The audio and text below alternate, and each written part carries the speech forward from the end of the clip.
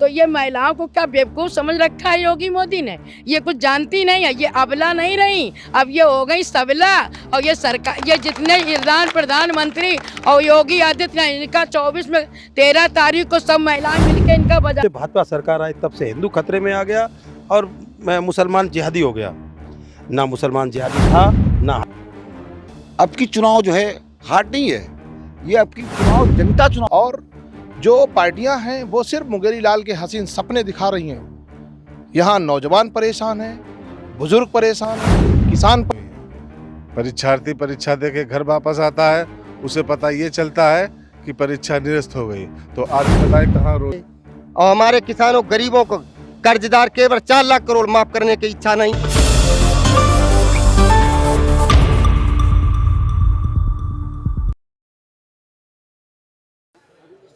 नमस्कार, मैं राकेश मोहन सिंह और आप देख रहे हैं प्रजाहित। इस समय हम कन्नौज लोकसभा में हैं और यहाँ पर अखिलेश यादव चुनावी ताल ठोक रहे हैं। अखिलेश यादव के आ जाने से ये सीट हॉट सीट हो गई है। सपा की परंपरागत सीट और जंग विरासत को बचाए रखने की है। तो वहीं मौजूदा सांसद सुब्रत पाठक यहाँ से अखिलेश यादव के सामने हैं। बसपा ने भी मुस्लिम मतदाता को उतारा है। अब लोगों से जानते हैं कि जो कन्नौज लोकसभा सीट है वहाँ का सियासी समीकरण। लोगों से जानेंगे कि वो पाकिस्तान जाएंगे, विकास पर वोट देंगे, राम पर वोट देंगे, सीए पर वोट देंगे, 370 पर वोट देंगे, या रोजगार पर वोट देंगे, अग्निवीर पर वोट देंगे, या आरक्षण पर वोट देंगे। तमाम मुद्दे हैं राजनीतिक बाजार में। वोट किस मुद्दे पर पड़ेगा वो जानता कि आपके यहाँ एंट्री हो गई है। उन्होंने कहा है कि जो लोग ज़्यादा जिहाद करना चाहते हैं वो चले जाए पाकिस्तान। देखिए, मुसलमान यहाँ जमाने से रह रहा है। इस देश में मुसलमानों ने 600 साल राज किया, तब जिहाद नहीं हुआ, तब हिंदू खतरे में नहीं आया। जब से भाजपा सरकार आई तब से हिंदू खतरे में आ गया और मैं मुसलमान जिहादी हो गया। ना मुसलमान जिहादी था, ना है और ना होगा। ये हमेशा मिलजुल के रहने वाले हम लोग जो है यहाँ सामंजस्य बना के रहते हैं। पिछड़ा दलित की पीडीए की बात करते हैं अखिलेश यादव। विपक्ष का कहना है, बीजेपी का कहना है कि ये पिछड़ा दलित की क्या बात करेंगे, इनको सिर्फ दिखता है हम और हमारा परिवार। जो आएगा यादव परिवार से आएगा, सफाई में पैदा होगा, राजनीति में आएगा, राज करेगा, मौज लेगा। ऐसा नहीं है। हमारे राष्ट्रीय अध्यक्ष अखिलेश यादव जी जो यहाँ विकास के पहिया के नाम से जाने जाते हैं, जो विकास की गंगा यहाँ अखिलेश जी ने बहाई है और पूरे प्रदेश को अपने समय में एक बहुत बड़ी ऊंचाई तक ले गए हैं। भाजपा उसको कभी ना छू सकती है और ना उस तक पहुंच सकती है। और जो पीडीए की बात है, राष्ट्रीय अध्यक्ष अखिलेश यादव ने जो है हमेशा दलित, पिछड़े और अल्पसंख्यकों को साथ लेकर चलने का काम किया है। और ये जो भाजपा सरकार झूठों की सरकार है, ये हमेशा झूठ बोलने का काम करती है, लोगों को बहलाने का काम करती है और हमेशा लोगों को गुमराह करने का काम करती है। साहब बता रहे हैं इस बार Kannauj Lok Sabha seat hot seat है। अखिलेश यादव क्या डिम्पल यादव का बदला लेने आए हैं, या मजबूरी में उतरे हैं, या सपा की सीटें कुछ बढ़ जाए इसलिए आए हैं? ये जो आरोप बीजेपी लगा रही है ये सरासर झूठ है। उन अखिलेश जी का, माननीय राष्ट्रीय अध्यक्ष जी का क्षेत्र है और विकास पुरुष, साफ सुथरा चेहरा, ये इनकी कोई टक्कर नहीं ले सकता है। ये केवल झूठ के बल पर ही पब्लिक को गुमराह करने के अलावा इनके पास कोई काम नहीं है। रही बात जब आप कहते हैं कि नहीं पीडीए तो वो उनके साथ तो सभी वर्ग हैं। अब की चुनाव जो है हार्ड नहीं है, ये अब की चुनाव जनता चुनाव लड़ रही है। कार्यकर्ता चुनाव लड़ रहा है, अब की बार जनता उससे आगे बढ़कर चुनाव लड़ रही है। इसलिए ना उनकी कोई मजबूरी थी, वो तो सांसद बनाते हैं, विधायक बनाते हैं। उनकी तुलना, उनके लिए अपशब्द बोलना, ये उनकी ओछी मानसिकता है। ये नहीं समझ सकते हैं कि हमारे राष्ट्रीय अध्यक्ष जी किस हिसाब से हैं, लेकिन इनके केवल झूठ के अलावा और उनके पास कोई काम नहीं, केवल पब्लिक को बेवकूफ़ बनाना। कन्नौज की जो जनता है वो राम मंदिर, सीए, धारा 370 या बेरोजगारी, महंगाई, इन सब पर वोट करने वाली है। मान्यवर, राम मंदिर, राम सदियों से थे और हैं और रहेंगे। कन्नौज की जनता समझदार है, यहाँ का पढ़ा लिखा नौजवान है। नौजवान यहाँ वोट आज रोजगार के संबंध में करना चाहता है और जो पार्टियां हैं वो सिर्फ मुंगेरी लाल के हसीन सपने दिखा रही हैं। यहाँ नौजवान परेशान है, बुजुर्ग परेशान है, किसान परेशान है, व्यापारी परेशान है। ऐसा कौन सा वर्ग है जो परेशान नहीं है? आज भारतीय जनता पार्टी से इतने लोग परेशान हैं। माननीय अखिलेश जी ने इस क्षेत्र का विकास कराया है। माननीय अखिलेश जी की राजनीतिक पृष्ठभूमि प्रथम पाठशाला कन्नौज है। उन्होंने राजनीति शुरुआत ही यहीं से की थी और आज उसके बदले में जो ये जनता तमाम चुनाव लड़ रही है, पूरे कन्नौज की जनता लड़ रही है चुनाव। माननीय अखिलेश जी चुनाव नहीं लड़ रहे हैं। क्यों? क्योंकि उनके यहाँ से ना रहने से जो विकास की धारा बंद हो चुकी थी उसको पुनः चालू करने के लिए यहाँ पुनः जनता ने अनुरोध किया और ये सौभाग्य है कन्नौज जिले का कि माननीय राष्ट्रीय अध्यक्ष हमारे कन्नौज से सांसद का चुनाव लड़ रहे हैं। लेकिन डिम्पल यादव फिर क्यों हार गई? डिम्पल यादव पे जो पिछले बार उपचुनाव हुआ तो सुब्रत पाठक या ऐसा क्या खेल हुआ कि डिम्पल यादव यहाँ से वापस चली गई? डिम्पल यादव जी चुनाव नहीं हारी थी। डिम्पल यादव के साथ सरकार चुनाव लड़ रही थी, सरकार के नुमाइंदे चुनाव लड़ रहे थे, सरकारी मशीनरी चुनाव लड़ रही थी। डिम्पल यादव जी चुनाव नहीं हारी थी। उनको इतना प्रेशर में हमारे कार्यकर्ता को लिया गया था, लाल कार्ड इशू कर दिए गए थे। 3 दिन पहले हमारे सक्रिय कार्यकर्ता समाजवादी पार्टी के जो सिपाही थे वो थानों में बंद कर दिए गए थे, उनका लापता हो गए थे। जब बूथ पे हमारा आदमी नहीं रहेगा, जो मुस्लिम वोट ज़्यादा मात्रा में करता था, वहाँ पे लोगों को वोट नहीं डालने दिया गया। ये धांधली हुई थी, लोकतंत्र की हत्या हुई थी। रोजगार, सीएम योगी आदित्यनाथ का कहना है 80 करोड़ लोगों को राशन, एक्सप्रेसवे, 4 करोड़ आवास, 12 करोड़ शौचालय, इस पर वोट कीजिए, परिवारवादी दलों को वोट मत कीजिए। अब जैसा कि सभी लोग देख रहे हैं, अभी तक जितनी परीक्षाएं हुई करीब 11 परीक्षाएं हुई हैं। परीक्षार्थी परीक्षा दे के घर वापस आता है, उसे पता ये चलता है कि परीक्षा निरस्त हो गई। तो आप ही बताएं कहाँ रोजगार मिला है? केवल लोगों को गुमराह कर रही है सरकार। योगी आदित्यनाथ हो चाहे पीएम हो, कोई रोजगार नहीं मिल रहा है।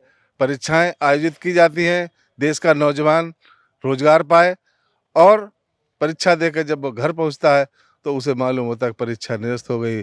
उन नौजवानों से पूछिए जो परीक्षा देकर 1-1 साल 2-2 साल तैयारी करते हैं और तैयारी करने के बाद जब उन्हें पेपर आउट का पता चलता है।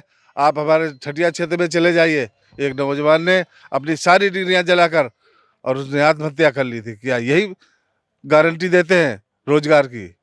केवल दिखावा छलावा है।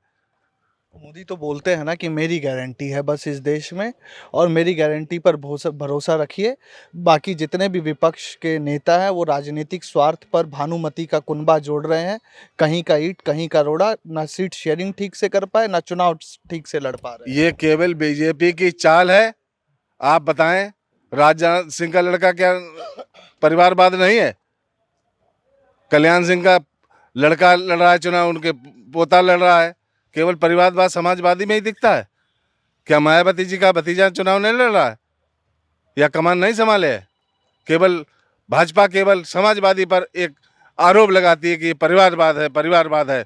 और रही बात गारंटी की, कोई गारंटी नहीं, केवल मुंह से कह दिया जाता है। ये जुमलेबाजों की सरकार है। इस बार जनता ने गारंटी ले ली है। जनता ने गारंटी ले ली है। इस देश के पीएम को बदलने की जनता ने गारंटी ले ली है। मोदी जी ने गारंटी नहीं ली है। मैं आपसे ये जानना चाह रहा हूँ, अभी एक बयान और आया कि जो भाजपा है, भाजपा राष्ट्रहित की पार्टी है, राष्ट्र के साथ विकास और डबल इंजन की सरकार। दूसरी तरफ ऐसे राजनीतिक दल हैं जो जिनका कुछ अता पता नहीं है कि चुनाव के बाद भी गठबंधन में रहेंगे या नहीं रहेंगे। कन्नौज के मतदाता होने के नाते, जनता होने के नाते आप लोग क्या सोचते हैं कि ये बातें चल पाएंगी चुनावी माहौल में? यहाँ कोई भी बात नहीं चल पाएगी। यहाँ समाजवादी के राष्ट्रीय अध्यक्ष माननीय अखिलेश यादव चुनाव लड़ रहे हैं। उन्होंने एक घर में इतना विकास किया है। जो आप अभी आवास वाली बात करते थे, यहाँ 70,000 रुपये का आवास 1 लाख कर दिया जाए। उन्होंने 3-3 लाख के लोहिया आवास दिए, लाइटें पर फिट कराई, और विकास के नाम पर इंजीनियरिंग कॉलेज, मेडिकल कॉलेज, सड़कों से रोड पटे हुए हैं। जो आज इन्होंने जो है उनकी की मरम्मत भी नहीं करा पाई है। इसलिए यहाँ कोई चुनाव नेता नहीं लड़ रहा है, यहाँ आम जनता चुनाव सड़कों पर उतर आई है और यहाँ कोई भाजपा से लड़ाई नहीं, एक तरफा वन साइडेड चुनाव हो रहा है। आप जहाँ भी जाइए जमानत जब्त होगी और अब की बार के बाद यहाँ समाजवादी पार्टी के सामने इन्हें कैंडिडेट ढूंढने के लिए भाजपा को मोहताज होगी, कोई लड़ेगा नहीं इनके सामने। इनकी बात पे मैं आपसे जानना चाहता हूँ, साहब ने इंजीनियरिंग कॉलेज का नाम लिया। आज योगी आदित्यनाथ जब आपके कन्नौज आए तो उन्होंने भी इस बात का जिक्र किया और बोला कि हम डॉक्टर भीमराव अंबेडकर कॉलेज का नाम था, नाम ही बदल दिया, सम्मान नहीं देना जानते। भाजपा सरकार केवल नाम बदलने का काम कर रही, विकास के नाम पे जीरो है। आज 2014 में जब सरकार आई थी तो मोदी जी ने गारंटी दी थी कि मैं हर व्यक्ति के खाते में 15 लाख रुपए भेजूंगा, काला धन वापस लाऊंगा। ना आज तक काला धन वापस आया, ना किसी के 15 लाख खाते में पहुंचे, तो आज गारंटी कहां से दे देंगे कि सारा काम कर देंगे। मेडिकल कॉलेज का जो सही नाम है उसे रखना चाहिए। मेडिकल कॉलेज आज रिफर कॉलेज बन गया है। असली बात तो इस जनता से पूछना चाहिए। मेडिकल कॉलेज का नाम बदलने से वहाँ सुविधाएं उपलब्ध नहीं हो जाएंगी। सरकार को वहाँ सुविधाएं उपलब्ध कराने का काम करना चाहिए जिससे मरीजों को अच्छा इलाज मिल सके। ये नहीं कि वहाँ डॉक्टर नहीं है, दवा नहीं है और मरीजों को सीधे कानपुर रिफर किया जा रहा है। कोई भी इलाज मेडिकल कॉलेज में नहीं हो पा रहा है। मैं ऐसी सरकार के लिए ये कहूँ कि मेडिकल कॉलेज के नाम बदलने से पूरा विकास हो गया क्या? मैं सरकार से पूछना चाहता हूं कि नाम बदलने से समस्या का हल नहीं है। समस्या का हल तभी है जब वहां सही से इलाज हो, रिफर कॉलेज ना बने और व्यक्ति को सही इलाज मिल जाए, तभी जनता को यहां सुविधा मिल सकती है। आरक्षण पर क्या कहेंगे? 3 नेता हैं, अरुण गोविल मेरठ लोकसभा क्षेत्र से लड़ रहे हैं, चुनाव हो चुका है। अनंत कुमार हेगड़े दक्षिण के नेता हैं, उन्होंने कहा 400 पार हुआ तो आरक्षण वो के साथ या संविधान के साथ हम लोग देखेंगे। पीएम का बयान है कि मेरे पास पहले से ही पूर्ण बहुमत की सरकार थी, 10 साल मैं चला चुका, बदलना होता तो आरक्षण बदल देता। पूरा माहौल आरक्षण और संविधान बदलेगा या नहीं बदलेगा? मतदाता होने के नाते कन्नौज लोकसभा सीट पर आप लोग क्या सोचते हैं इन बयानों के? कन्नौज का संकल्प और अखिलेश ही विकल्प के साथ मैं ये कहना चाहता हूँ कि भारतीय जनता पार्टी सरकार से जा रही है और इंडिया गठबंधन सरकार में आ रहा है और बाबा साहब के संविधान की गारंटी देते हुए समाजवादी पार्टी के राष्ट्रीय अध्यक्ष माननीय अखिलेश यादव जी ने कहा है कि संविधान से खिलवाड़ नहीं होगा, आरक्षण से खिलवाड़ नहीं होगा। मैं आपके चैनल के माध्यम से पूछना चाहता हूँ और ये दिखाते हुए, हमारे यहाँ एक काऊ मिल्क प्लांट लगा हुआ है, उसमें माननीय समाजवादी पार्टी के राष्ट्रीय अध्यक्ष जी ने अपने कार्यकाल में उसका उद्घाटन किया था। थोड़े दिनों बाद वहां पर पत्थर लग गया, श्री नरेंद्र मोदी जी द्वारा उद्घाटन। मैं आपके द्वारा पूछना चाहता हूं कब नरेंद्र मोदी जी यहां पर आए, हेमा मालिनी जी कब यहाँ पर आई, कब उसका उद्घाटन हुआ, और अगर उद्घाटन हुआ तो उसके बाद वो आज क्यों बंद पड़ा है? आज किसानों का दूध का भुगतान क्यों नहीं किया गया है? प्लांट क्यों नहीं चालू किया जा रहा है? टेट्रा मिल्क से लेकर सारी मशीनें बर्बाद हो रही हैं। मैं आपके चैनल के माध्यम से पूछना चाहता हूं उस गालीबाज सांसद से कि तहसीलदार को उन्होंने मारा कि नहीं मारा, उन्होंने पुलिस को मारा कि नहीं मारा। आपके माध्यम से पूछना चाहता हूँ कि वो 5 विकास कार्य गिनवा दें जिनको उन्होंने चालू किया। कन्नौज का विकल्प, अखिलेश ही संकल्प। आपने लॉ एंड ऑर्डर की बात की तो लॉ एंड ऑर्डर पे तो योगी आदित्यनाथ लगातार अखिलेश यादव की सरकार को घेरते रहे हैं, मुलायम सिंह यादव की सरकार को घेरते रहे हैं कि माँ बहनें सुरक्षित नहीं थी, कहीं भी चोरी हो जाती थी, कहीं भी अपराध हो जाता था। समाजवादी पार्टी के राष्ट्रीय अध्यक्ष माननीय अखिलेश यादव जी जब उत्तर प्रदेश के मुख्यमंत्री बने, उन्होंने गुंडे माफियाओं पर कार्रवाई करी और उनको यहाँ से जेल भेजने का काम किया। समाजवादी पार्टी के राष्ट्रीय अध्यक्ष जब मुख्यमंत्री बने, कानून व्यवस्था अच्छी हुई और कानून व्यवस्था में सुधार करने के लिए 108 नंबर यहाँ पर उन्होंने देने का 100 नंबर डायल देने का काम किया और हिंदुस्तान की नहीं पूरे वर्ल्ड की सबसे अच्छी टेक्नोलॉजी वाली पुलिस व्यवस्था उन्होंने देने का काम किया कि आपके एक फ़ोन पर 5 से 10 मिनट के अंदर वहाँ पर पुलिस पहुँचती थी। इन्होंने क्या किया? केवल उसका नाम बदलने का काम किया, 112 करने का काम किया। जो विकल्प अखिलेश यादव जी ने दिया था उससे बढ़िया पुलिसिंग की व्यवस्था कोई नहीं हो सकती है। योगी आदित्यनाथ भी अब बच्चों को फ़ोन बांट रहे हैं, टैबलेट बांट रहे हैं। अखिलेश यादव ने कहा हमारा कॉपी कर लिए, चलाना आता नहीं है, चलाएंगे कैसे? तो योगी आदित्यनाथ ने कहा कि मैं मठ चलाता हूँ, कुछ भी चला सकता हूँ, शासन और प्रशासन दोनों मेरे पास मजबूत हैं और सुरक्षित हैं। जही को काम तई को छा जाए और करे तो डंडा बाजे। बिल्कुल सही बात है, मठ तो चला सकते हैं लेकिन देश के लिए चाहिए क्या चलाने के लिए? इसमें जो लैपटॉप दिया गया उसके तो मोबाइल जो चलाते हैं, मोबाइल बच्चे ऐसे करके रख देते, नहीं चलता। मोबाइल के अंदर डाटा होने के बावजूद, पैसा डराने के बावजूद ये एक धंधा है। बीजेपी सरकार में ऐसे धंधे हैं कि कोई भी काम किया जाए, हमारी जनता को शोषण करने का काम करते। वे कहते राशन बांटते, हम कहते गर्मी में बाजरा, सर्दी में जुंडी। ये मौत का कारण नहीं है तो क्या है? हमारी जनता को ठगने का काम सरकार कर रही। ये नहीं मालूम, हमारी पूरे भारत की जनता जान चुकी है। एक एक बच्चा पैदा होता बाद में 1.5 करोड़ का नाम कर्जदार हो जाता है। इससे ज्यादा और क्या हो सकता है? कन्नौज की तो बात ढीलो, कन्नौज तो उनकी परंपरा घरेलू सीट है। अगर उन्हें अच्छा लगता है, ये लगता हो कि ये जीत जाएंगे, तो हम तो कहते हैं मीटिंग भी डाल के देख लें। अब की बार मोदी जी अपनी मीटिंग कैंसिल ना करें, यहाँ डाल के देख लें। अगर जीत जाएं तो जो कहें सो हार जाएं। यहाँ नहीं, इसीलिए तो मीटिंग नहीं डाल रहे। उन्होंने जान लिया कि यहीं हार रहे। जब यहाँ हार रहे, यहाँ अकेले नहीं हार रहे, पूरे भारत में हारने जा रहे। क्योंकि हमारी सारी जनता जान चुकी। वो तो ये भी कहते थे, लोग कहते हैं ट्रेन बेच देंगे, और इसके बाद ट्रेन बेच दी। ट्रेन तो ट्रेन रहा, पूरा देश बेच दिया। आज तुम्हें क्या लगता है? 16 लाख करोड़ रुपए लेके भाग गए, और हमारे किसानों गरीबों को कर्जदार केवल 4 लाख करोड़ माफ करने की इच्छा नहीं, आगे भी इच्छा नहीं। कि माफ तो करेंगे किसानों को कि 1 महीना का ब्याज माफ कर देंगे। ये कोई बात रही कि 1 महीना का ब्याज माफ कर दें? उन्हें 16 लाख करोड़ रुपए माफ कर दिए, यहाँ 1 महीना का लालीपाप दे देते हैं। राशन के राशन दिया कि धूप बत्ती दे दी कि अपना बाबा सब देश बाबा बन जाए। क्या सब देश बाबा बनने से देश विकास कर जाएगा? ऐसे विकास नहीं कर सकता। पता लगे कि गुंडा कोई कि पकड़ा जा रहा कोई। ऐसे कई गुंडे हैं जिन्हें छुड़ा दिया गया। हमारे सांसद जी ने मर्डर करके आए कन्नौज जिले में, उन्हें अधिकारियों को मार छुड़ाने का काम किया। पता लगा खुद गंडा चोर कहे पकड़ो चोर, पकड़ा किसे जाए? पता लगा जब चोर ही कह रहा चोर पकड़ो। ऐसी स्थिति यहाँ कहते गुंडा एक नहीं दिखाई पड़ेगा। कहीं गुंडा एक नहीं दिखाई पड़ेगा। जब खुद गुंडा जब कहेगा एक नहीं दिखाई पड़े, गुंडा कहाँ दिखाई पड़ेगा? ये बताइए, योगी आदित्यनाथ और पीएम मोदी कह रहे हैं कि आपको उज्ज्वला का गैस का कनेक्शन दे दिया, सौभाग्य योजना के तहत फ्री बिजली कनेक्शन दे दिया, महिलाओं को इज्जत घर दे दिया, फिर नाराजगी क्यों है? या इस बार आप जा रही हैं पीएम मोदी के साथ? देखिए ऐसा है कि ये महिला आधी आबादी है और महिला जान चुकी है। आपने कनेक्शन दे दिया, वो जो कनेक्शन सिलेंडर फ्री में दिए हैं, जो इन्होंने सब्सिडी का लॉलीपॉप दे करके कनेक्शन करे थे, वो सिलेंडर सब टाड़ों पे पड़े हैं। महिलाएं ये उनको ये बताना चाह रही हैं यही 24 के चुनाव में कि जिस तरीके से महिलाओं को ठगा गया। महिला आधी आबादी है, महिला सब समझ चुकी है। अभी आने वाले चुनाव 13 तारीख को उनको बता देगी कि तुमने मेरे साथ क्या किया और वोट के माध्यम से हम तुम्हारे साथ क्या करने जा रहे हैं। तो मोदी तो बताते हैं आप उनकी बहनें हैं, भाई से नाराज हैं। वो जब अपनी महिला जसोदा बहन, जब वो अपनी महिला की सुरक्षा नहीं कर पाए, जो बहन बेटियों को निवस्त्र होकर के अपनी सरकार में नंगा परेड करवाएगा, जो 2 बजे रात को बेटियों को जिंदा जलवा देगा, जो 3-3 साल की बेटियों के बलात्कार करवाएगा और उन पर कोई कार्रवाई नहीं होगी, तो ये महिलाओं को क्या बेवकूफ़ समझ रखा है योगी मोदी ने? ये कुछ जानती नहीं है। ये अबला नहीं रही, अब ये हो गई सबला। और ये सरकार, ये जितने ईरान प्रधानमंत्री और योगी आदित्यनाथ, इनका 24 में 13 तारीख को सब महिलाएं मिलकर इनका बजा देंगी तबला। ये हो तो उनको पता चल जाए कि कितने पार हैं, कहाँ पे रह गए हैं।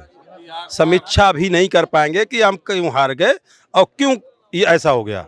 उनको समीक्षा करने में भी दिक्कत होगी। अभी तक ईवीएम या चुनाव आयोग सब व्यवस्थित किए हुए थे, लेकिन अब की वो व्यवस्थाएं ऐसी हो जाएं कि उसको व्यवस्थित ही नहीं कर पाएंगे आप। जब आप 5 लाख से चुनाव हारेंगे, 3 लाख से हारेंगे, 4 लाख से हारेंगे, 2 लाख से हारेंगे, तो आप कैसे व्यवस्थित करेंगे? अभी तक तो उन्होंने कब टक्कर पे चल रहे, व्यवस्थित कर दिया, जीत लिया। अब की बार ऐसा नहीं होगा। ईवीएम पे शंका है आपको? हाँ, ईवीएम पे शंका है। ईवीएम पे बहुत बड़ा घोटाला होता है, क्योंकि वोट काउंटिंग कितने परसेंट पड़ती है वोट, उसमें निकलते कितने परसेंट वोट हैं। हाँ, बूथ पे गिनती होती है 51% और वहाँ बोला जाता है 61% वोट पड़े। तो ईवीएम पे बहुत बड़ा ये लोग हेर फेर बदल करते हैं। हाँ ठीक है, मैं बात कर रहा हूँ। सिर्फ विकास के मुद्दे पर वोट देते हैं। और यहाँ कन्नौज में बहुत विकास किया माननीय अखिलेश जी ने। सारा विकास जो देखने को मिलता है सब अखिलेश जी की देन है। और जो जैसा उन्होंने छोड़ा था आज वैसे ही पेंटिंग में पड़ा। चाहे इंजीनियरिंग कॉलेज देख लीजिएगा, चाहे पैरामेडिकल कॉलेज देख लीजिए, चाहे राजकीय मेडिकल कॉलेज देख लीजिए, वहाँ कोई डॉक्टर नहीं है, दवाएं नहीं है, कोई सुविधाएं नहीं है, सब ऐसे ही पड़ा है। क्या तुरंत करते हैं मरीज साहब? को रेफर कर दिया जाता है। आप किस पे बोलें, क्या पूछना चाहते हैं आप? मैं तो ये पूछना चाहता हूँ कन्नौज का हाल क्या चल रहा है, किसान कितना खुश है, रोजगार, बेरोजगारी, महंगाई, क्या मुद्दा है? कन्नौज की जनता परिवर्तन चाहती है। पिछली सरकारों में बदले की भावना से बजट नहीं दिया गया। अब हम आपको लिए चलते हैं काऊ मिल प्लांट उमरदा के आगे, जो 41 एकड़ में बना हुआ है, और पिछली सरकार ने बजट नहीं दिया तो 100 बच्चे तो बेरोजगार हो गए। इसके बाद में इजराइल की तकनीकी से पाली हाउस बनवाया गया था उमरदई में आगे, जहाँ सब्जियों के पौधे उगाए जाते हैं। बजट नहीं दिया, आधा अधूरा पड़ा है। हमारे विधेयपुरवा में इंजीनियरिंग कॉलेज बना हुआ है, बदले की भावना से इस सरकार ने बजट नहीं दिया। नर्मदा देन इंजीनियरिंग कॉलेज बना हुआ, पढ़ाई। किसान है आप? हाँ, किसान है। किसान है तो आप इतना नाराज क्यों हैं? मोदी तो बता रहे हैं सब्सिडी दे दिया, आपकी आय भी दुगनी होने वाली है, बस इंतजार। कौन कहता है आय दुगनी हो रही है? कौन कहता है आय दुगनी हो रही है?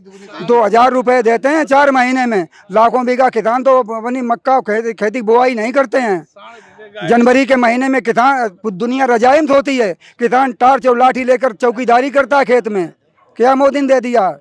अब हम आपको बताएं, 14 प्रधानमंत्रियों ने देश पे 55 लाख करोड़ कर्जा कर पाया। मोदी जी ने 10 साल में, हम नहीं कहते, आरबीआई की रिपोर्ट कहती है, 205 लाख करोड़ देश पे कर्जा है। 161 लाख करोड़ भारत सरकार पे है, 44 लाख करोड़ राज्य सरकारों पे है। आए अच्छे दिन। अरे महाराज, उनके समर्थक तो बोलते हैं ना, शेर पालेंगे तो खर्चा तो उठाना नहीं, उठाइएगा। क्या इससे पहले नहीं खर्चा उठाते थे? अब आप शेर हैं, वैश्विक राजनीति में देश का डंका बज रहा है, विकास हो रहा है, तो कर्जा होगा नहीं? क्यों कर्जा होता है? जब आपने अच्छे काम किए, एक मोदी के, एक प्रधानमंत्री की सरकार, एक मोदी जी की एक रैली में 2 करोड़ रुपए खर्चे होते हैं। जब आपने अच्छे काम किए, इतनी रैलियां क्यों करते हो? करदाताओं की गाड़ी कमाई का दुरुपयोग क्यों करते हो? जब तुमने इतने अच्छे काम किए हैं तो घर बैठे जीत जाओ। इतनी रैली किसी प्रधानमंत्री ने नहीं की, तुम तो प्रधानी जैसा चुनाव। करदाताओं की गाड़ी कमाई का दुरुपयोग हो रहा है। एक मोदी जी की रैली में 2 करोड़ रुपए खर्च होता है। कितनी आप रैलियां करोगे? यदि आप अच्छे काम करते हो तो घर बैठे जीत जाओ। कन्नौज का क्या हाल है? मैं कहना चाहता हूँ कि अगर हमारे देश में विकास हुआ, विकास वोट मांगिए अब ना। हिंदू मुस्लिम क्यों कर रहे हो? हिंदू मुस्लिम पाकिस्तान, लीबिया, वो क्यों कर रहे हो? अपने विकास वोट मांगो। दूसरा, अग्निवीर संस्था वो बनाई है हमारे देश की, हमारी सेना को 2 भागों में बांट दिया। हमारा देश, हमारी सैनिक सेना कमजोर कर दी। हमारे देश का अगर लड़ाई लग गई, 4.5 लाख हमारा देश का सैनिक कम है, हमारा देश गुलाम हो जाएगा। अगर आज हमारे चाइना अटैक कर दे, हमारा देश गुलाम हो जाएगा। दूसरा, हमारे देश का अर्थव्यवस्था क्या है? नेपाल, चाइना से उससे हम डाउन है। छोड़ा कहाँ था? लेकिन पाकिस्तान तो डरा हुआ है। अरे पाकिस्तान कहीं नहीं डरा हुआ। गाली मत। पाकिस्तान से हम लोग कमजोर हैं आज की डेट में। अर्थव्यवस्था में कमजोर हैं हम। आज ही तो योगी जी आए थे, बोले पसंद नहीं। योगी बोंगी आगे भोगी गए। हिंदुस्तान आबाद होगा, होकर रहेगा। आज बता रहे हैं आपको, हमारे देश में कर्जा कितना है? हमारे देश का जीएसटी, सिलेंडर, गैस, सबका पैसा कहाँ जाता है? हमारे देश का पैसा जाता है ब्याज में जाता है। 255 लाख करोड़ कर्जा आज हमारे पर लाद दिया 9 साल में। कहाँ गया ये? 70 साल कितना था? 55 लाख करोड़ का कर्जा था। आज कहाँ हैं हम? आज कहाँ हैं हम? हमारे देश गुलामी जाने वाला है। विश्व में डंका नहीं बजवा, डंका नहीं बज रहा। वो अपना डंका आप खुद ही उसका बजा देंगे। अभी हम लोग डंका बजा देंगे उसका। ये हिंदुस्तान की जनता है, जनता डंका बजाएगी और बजा के रहेगी। दूसरा, टेक्नोलॉजी भी हमारे देश का क्या बताइए आप? हम नेपाल, बांग्लादेश, चाइना, नेपाल से डाउन है, बताइए। नेपाल 5 ट्रिलियन इकोनॉमी की बात हो रही है इस बार चुनाव में। आप लेके आइए 5 ट्रिलियन इकोनॉमी, हम बना के देंगे। 3.5 लाख पे हमारे देश मनमोहन के प्राइम मिनिस्टर छोड़ा था, और हम कहाँ जा रहे थे? हमने चाइना को, अमेरिका को क्रॉस करना था 2015 में। 1 साल के अंदर क्रॉस करना था। आज हम कहाँ हैं? नेपाल, बांग्लादेश, जिसको हमने आज़ाद कराया। इंदिरा गांधी वो महिला थी जिसने अब 2 टुकड़े किए पाकिस्तान के। और अब कोई हमको दिखा दे, नो मोदी करके दिखा दे। मोदी हमारे देश का अपना नहीं, कश्मीर वाला आज़ाद कर दिखा दे, हम दिखा देंगे उसको। पूरा कश्मीर पीओके लाके दिखा दे, हम उसको वोट दे देंगे। अमित शाह ने का संसद में ऑन द रिकॉर्ड भाषण है कि क्या पीओके भाषण है? हमारा हिस्सा है, हम लेके आएंगे कभी ना कभी। 2 गुजरातियों ने देश बर्बाद कर दिया, 2 गुजरातियों ने देश को बर्बाद गुलाम कर दिया है, महाराष्ट्र को बर्बाद कर दिया है। महाराष्ट्र को बम्बई की सारी संपत्ति कहाँ ले गया? गुजरात ले गया है। हमारे कन्नौज की संपत्ति कहाँ ले गया? गोरखपुर ले गया है। यहाँ का हमारा मुख्यमंत्री कहाँ ले गया? गोरखपुर ले गया, गोरखपुर। और हमारा कन्नौज। पीएम ने कहा है 2029 में हमसे हिसाब मांगिएगा, 2029 में गरिमा भी बढ़ेगी, कमाई भी बढ़ेगी। भगवान कृष्ण ने गीता में कहा 29 नहीं वर्तमान देखा जाता है, वर्तमान से स्थिति समझी जाती है। मोदी जी ने कहा था भारत का लोकतंत्र मजबूत है। राहुल गांधी ने कह दिया विदेश में कि भारत का लोकतंत्र खतरे में है। खतरे में क्यों नहीं? आप महोदय जी बताइए। चंडीगढ़ में 8 वोट खराब करके मेयर बैठाल दिया, आम आदमी पार्टी वाले को हटा दिया, और फिर जब कोर्ट ने मामला संज्ञान में लिया तो फिर भाजपा वाला हटाया गया, आम आदमी वाला। हाँ, तो बताइए भारत का लोकतंत्र कितने खतरे में है? भारत का लोकतंत्र इतना। और मोदी जी कह रहे हैं कि कांग्रेस मंगलसूत्र बेच लेगी, छीन लेगी। तो आप ही बताइए, मोदी जी ने सबसे रस्म खराब तो पहले अपने की मंगलसूत्र वाली खुद नहीं रख पाए मोदी जी। बताइए, जो देश का प्रधानमंत्री जिसने शपथ ली मंडप के पास, शपथ ली 7 फेरों की, और मंगलसूत्र बोले मंगलसूत्र छीन लेगी कांग्रेस। वो तो राष्ट्र हित में लगे हैं ना, राष्ट्र के लिए जीवन समर्पण कर दिया। नहीं, वो नहीं, मतलब मंगलसूत्र का नाम ले आए ना। मंगलसूत्र तो रस्म आपने तोड़ी, मंगलसूत्र वाली। आप देख रहे 80 करोड़ गरीबों को अन्न दे रहे हैं, इसके मतलब विदेशों में संदेश जा रहा है भारत में गरीबी आ गई। जब 80 करोड़ लेते ना तो विदेशी जानते भारत मजबूत हो गया। भाई यहाँ सब गरीबे खड़े तो ये मतलब भारत कमजोर है। हाँ, संक्षिप्त में बताइएगा। वैक्सीन पे। अच्छा, वैक्सीन पे बात। हाँ, बताइए, बात पूरी कीजिए। मेरा यही कहने का मतलब है, आज देश संविधान भी खतरे में है, लोकतंत्र भी खतरे में है। किसानों की आमदनी दोगुनी बताई, आज किसान घाटे के सौदा से है। जब 3 कानून अच्छे थे तो फिर उन्हें वापस क्यों लिया गया? और लिया गया तो 13 महीने क्यों लगे जब 800 किसानों की शहादत हो गई? इतना कमजोर प्रधानमंत्री भारत का। ये इतने तो 2 महीने में निर्णय ले लेना चाहिए। आदरणीय मुलायम सिंह मुख्यमंत्री बने, महेंद्र सिंह टिकैत ने कहा मेरी मांग है। नेताजी ने कहा कितनी मांगे? कहीं 12, कहीं तुम्हारी सब मंजूर। 8 दिन में मुलायम सिंह ने मांगे मंजूर कर ली उत्तर प्रदेश सरकार में, और देश का प्रधानमंत्री 13 महीने में निर्णय नहीं ले पाया। 800 किसान मर गए, कीलें गाड़ी रहे, खंबा उठाई रहे, दीवार।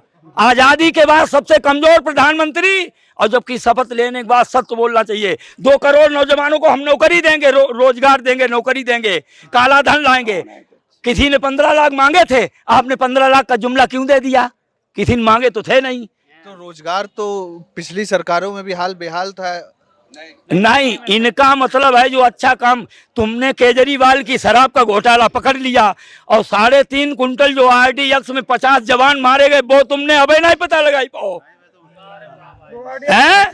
तुमने अभी भी पता नहीं, केजरीवाल की शराब पता लगो घोटाला को, और 3.5 कुंटल जी में 50 जवान मारे गए, वो तुमने पता भाव नहीं लगाई पाओ।